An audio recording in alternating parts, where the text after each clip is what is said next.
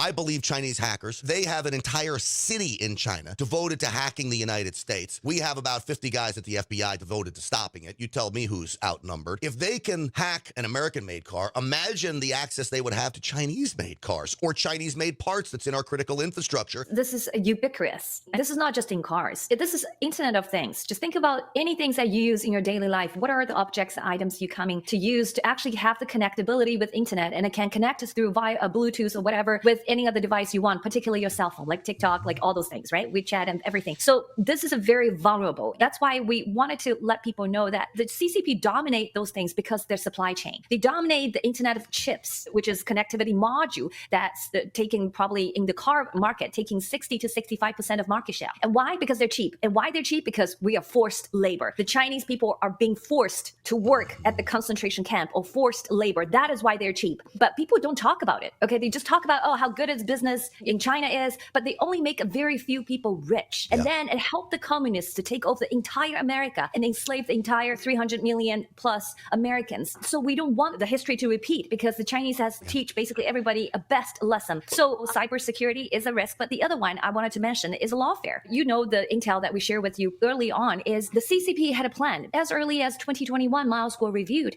that they wanted to prevent Trump to become the presidential candidates using a very strategy that the Miles has been under attack from the CCP. It's called CCP's unrestricted legal warfare or lawfare, which is filing at fake or frivolous court cases to basically destroy a person, to strain their financial resources and destroy the person mentally. So this is also happening right now as you walk through all those barriers that the CCP, the communists, creating in leading to the election 2024. And when you think about it, this is to sow discourse and division in the United States to ultimately weaken us so these evildoers can take over. I appreciate you, Ava Chan, the new federal state of China, for calling out this stuff. And I especially appreciate the whistleblowers inside China that go to great risk to their own lives to get back the information that allows us to push it out to the people here.